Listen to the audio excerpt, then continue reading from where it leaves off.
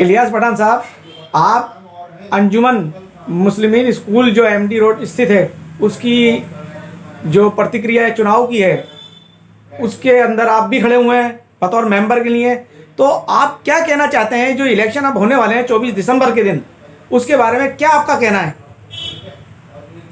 सबसे पहले मैं आपके चैनल के माध्यम से जितने भी हमारे स्कूल के मेंबर्स और आवाम उनको ये बताना चाहते हैं कि मौजूदा कमेटी में भी हम एज एग्जीक्यूटिव मेंबर हैं और ये जो 2023 का इलेक्शन अंजुमन का होने जा रहा है इसमें हम लोगों का 60 का पैनल है जो पहले भी था और अभी भी है और ज़्यादातर लोग इसमें उसी कमेटी के हैं। उसके अलावा कुछ नए मेंबर्स भी जुड़े हैं। तो ये हमारा पैनल 1 to 60 का है। इसके अंदर माशाल्लाह IAS भी हैं, इंजीनियर्स हैं, डॉक्टर हैं, एडवोकेट्स हैं और माशाल्लाह हमारे जयपुर के जौहरी हैं और खिदमत देने वाले बहुत सारे कर्मचारी इसमें हमारे साथ हैं। सर हमारी कोशिश ये है कि इंशाल्लाह पहले भी हमने जब कमेटी ने नया चार्ज संभाला था हम लोग आए थे, कुल बच्चों की तादाद तीनों चारों इदारों में, गर्ल्स स्कूल में, बॉयज़ में, कॉलेज में माशाल्लाह 500 थी जो बढ़ के करीब 1800 के करीब पहुँच गई। और एक हमारा विज़न ये था कि और कौमों के इदारे जिससे इंग्लिश मीडियम चल रहे हैं उसी मयार का हम भी एक इंग्लिश मीडियम स्कूल खोलें। तो अल्लाह का शुक्र है कि हमने उसकी इब्तिदा कर ली और पहले साल में 63 एडमिशन्स हुए और ये अब दूसरा साल है। इंशाल्लाह तादाद बढ़ेगी और अभी 1st to 5th है हमारा। तो आपको मालूम है कि धीरे धीरे बच्चों की स्ट्रेंथ बढ़ेगी और वो मयार जो हम चाहते हैं जिस की मुख्य धारा में या और इंग्लिश मीडियम स्कूल जिस तरह लोग नाम लेते हैं चल रहे हैं टॉप 10 में, इंशाल्लाह हमारा एल्कॉन भी उसी के अंदर आएगा। और हमारी तो कोशिश यही थी कि इलेक्शन ना हो और यूनानी मसले सब लोग मिले और अल्लाह हम लोग बहुत ज़्यादा कामयाब भी रहे। आपने देखा होगा इलेक्शन से पहले बहुत सारे लोग थे जो अलग थे, लेकिन जब हम लोग बैठे बातचीत करी और उन लोगों ने हमसे गुफ्तगू की तो हमारा विज़न भी समझा, हमने उनका समझा, तो माशाल्लाह वो सब लोग हमारे साथ हैं। लेकिन आप जानते हैं कि देखिए कुछ लोग होते हैं जिनको तनकीद या बुराई जो ढूंढनी है, काम उनको करना नहीं है। अब वो लोग हैं, आज मान लो हमने 60 का पैनल, दूसरे ग्रुप में 5 लोग हैं।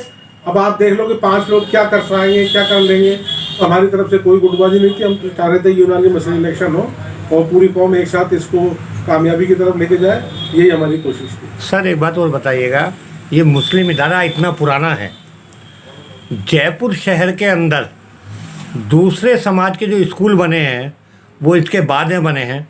वो स्कूल से कॉलेज हो गए, कॉलेज से यूनिवर्सिटी हो गई और आज भी इसकी बिल्डिंग की हालत आप देखते हैं वो ही पुराना स्टाइल है। कोई बिल्डिंग में तब्दीली नहीं हुई, फैकल्टीज़ में तब्दीली नहीं हुई। ये क्या वजह रही है? नहीं, जैसे पहले जी तो फैकल्टी की बात कर रहे हो, तो जब हमने चार्ज संभाला था तो कॉलेज के अंदर एक खाली आर्ट्स का था, BA के लिए हमने साइंस भी ऐड कराई, उसके अलावा आर्ट्स में भी 4-5 सब्जेक्ट और ऐड कराए और फैकल्टी उनको ली। दूसरी चीज़ बिल्डिंग, आपको मालूम है हम तो 2019 में आए, उसके बाद जो भी हालात हुए, पूरी वैश्विक महामारी कोरोना में 2 साल 1.5 साल निकल गया, उसके बाद 1 साल ही कम पड़ रहा है और लोकतांत्रिक प्रक्रिया अपनाते हुए हमने तो इलेक्शन भी अपने टाइम पे ही अनाउंस कर दी, तो वो भी करा रहे हैं।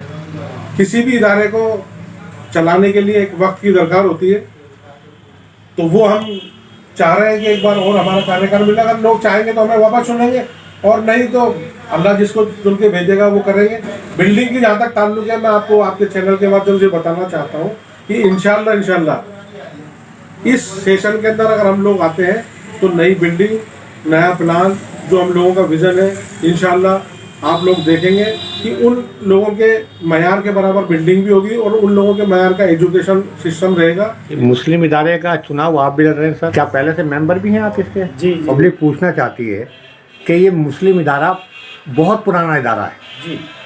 दूसरे समाज के लोगों के स्कूल कॉलेज बन गए, कॉलेज से यूनिवर्सिटी बन गई जी। ये अपना इदारा इतनी बड़ी ज़मीन होते हुए इसमें अभी तक कोई बिल्डिंग में प्रोग्रेस नहीं हुई, कोई एजुकेशन में ऐसी कोई प्रोग्रेस नहीं हुई, फैकल्टी में कोई प्रोग्रेस नहीं हुई। इसकी क्या वजह रही है? अगर मैं आपको बता दूं, मैं 79 से और 85 तक इसी स्कूल में पढ़ा हुआ हूँ और उसके बाद में हम लोग इस स्कूल में 2019 के अंदर इस कमेटी में आए। उससे पहले स्कूल की हालत बहुत ख़राब थी, ना स्कूल के अंदर बच्चे थे और ना फाइनेंशियली कोई भी ऐसी चीज़ थी जिससे कि स्कूल का कोई डेवलपमेंट कर सके। और बदकिस्मती हमारे साथ में ये रही कि जैसे ही हमने चार्ज संभाला और कोविड आ गया, और कोविड की वजह से आप भी अच्छे से जानते हैं, ना स्कूल चले ना वो कोई इदारे का कोई काम हो सका।